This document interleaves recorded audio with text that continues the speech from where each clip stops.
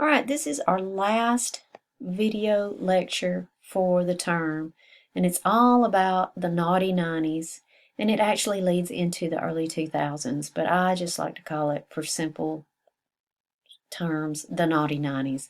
We're going to talk about Clinton, President Bush Jr., and President Obama from 1992 to 2008. So our learning targets are, we're going to try to see how we're going to try to maintain power in the world, continue with a few more reforms. Unfortunately, those reforms will be kind of tempered by corruption, and how we'll have some scandals associated with this era. So the last time that we talked about reestablishing respect and credibility with the Reagan-Bush presidencies. We talked about how we were pretty successful with that in society. We did have some things that proved that we were still a nation of, equality, justice. Unfortunately, we had some incidents that didn't seem to help us maintain that respect. We were able to win the Cold War. We were able to reestablish some respect for our government. But unfortunately, toward the end, we saw that we still have issues with civil rights and we still have issues with our economy. So the presidents who come after, again, are attempting to keep the United States in a situation, in a position of power in the world.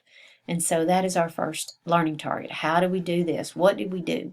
Well, one of the things that the Clinton administration did was create the North American Free Trade Agreement. And this was an agreement between Canada, the United States, and Mexico for free trade.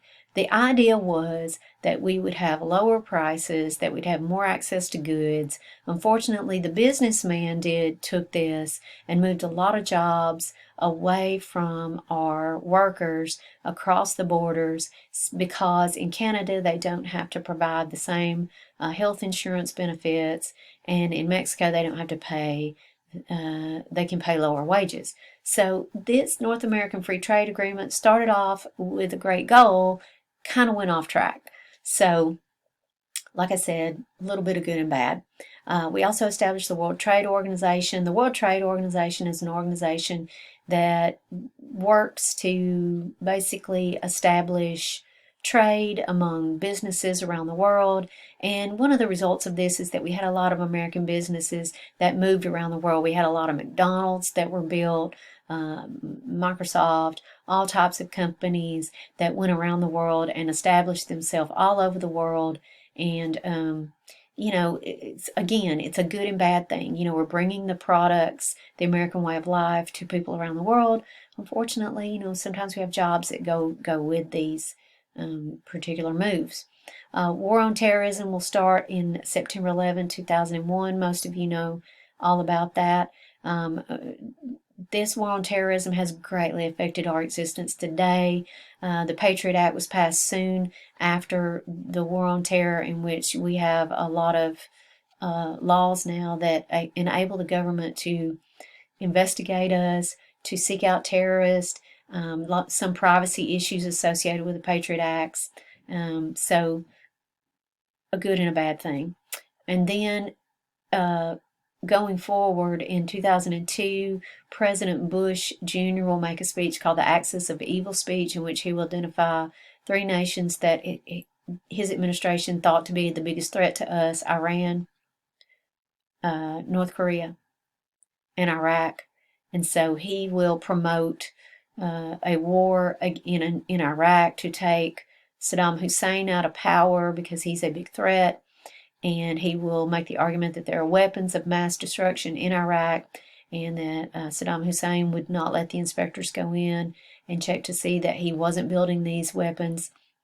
We will go to war against Iraq, and we'll have some unfortunate events that will occur due to that.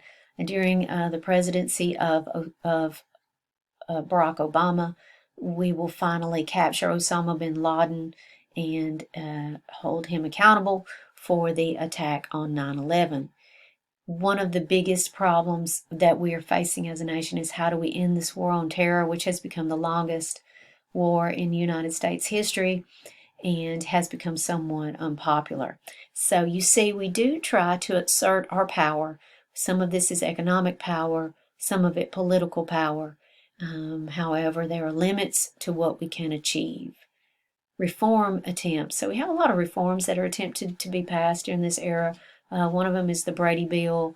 The Brady Bill was required a 7-day waiting period on handguns. It is now expired, and but we still have background checks for handgun sales that occur, and because of a computer situation, we're able to do so pretty quickly. Also, a couple of bills that prove to be beneficial to families with this family medical leave bill. It says that if you have a family member that you need to provide care for, including the birth of a child, you can have 12 weeks off. It's not 12 weeks with pay, it's just 12 weeks off, and they can't take your job away from you.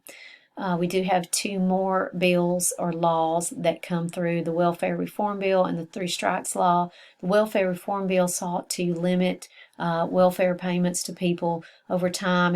It required that people go out and get job training, education, so that they weren't on welfare forever. The 3 Strikes Law was a law that we live under now that has says that if you commit 3 felonies, you can get a life sentence in prison. Unfortunately, this type of legislation has filled up our prisons dramatically, which is something that we're dealing with as a nation. So these were all reform bills during the Clinton presidency. This is Jim Brady over here reading the Brady Bill.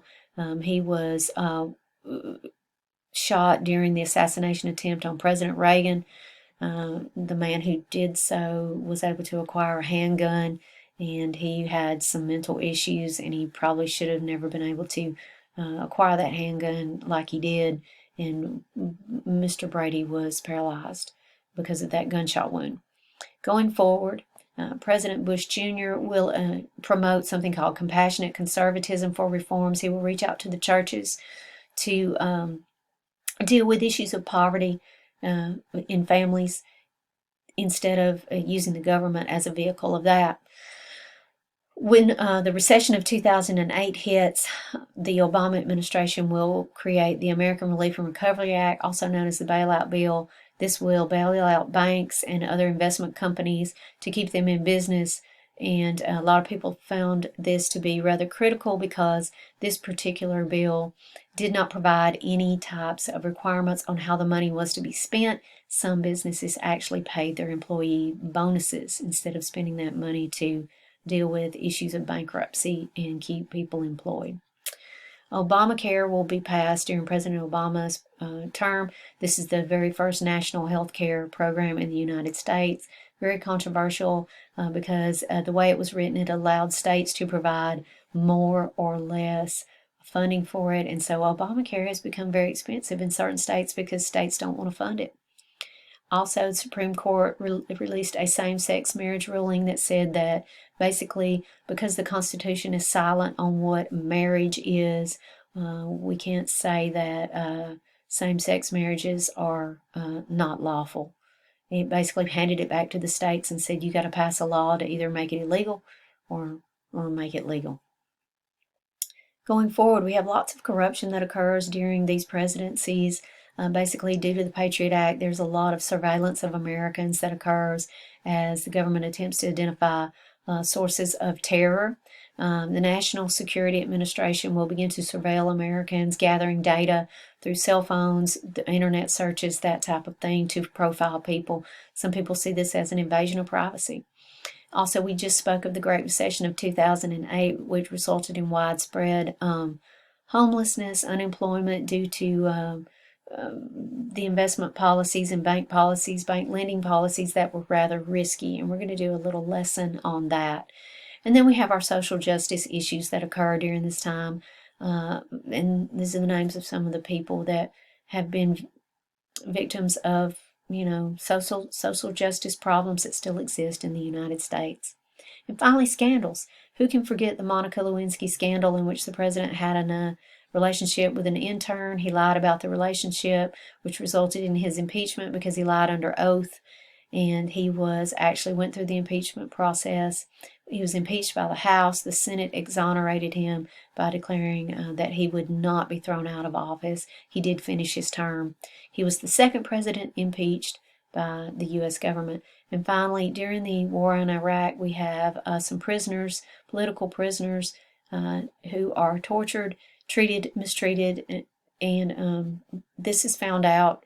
And, it's something very scandalous and terrible for our nation that we would take these people prisoner and they would be tortured and mistreated as they were. So, once again, we end up in our lesson with, unfortunately, some scandals, some corruption, attempts at reform, and also these efforts to maintain power. So what we've learned from all this is that, unfortunately, when a nation tries to become too powerful, when it exerts its power too much over other nations, when it forgets to embrace the things that it's founded on, freedom, justice, equality, and goes too far.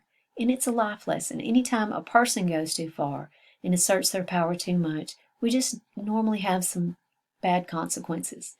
We are a great nation, and we hope that our nation will continue to remember the things that it was founded on, and that we will continue to embrace those reforms and to work towards freedom and justice. So I hope you learned a little bit about those naughty 90s, and this is our last lecture.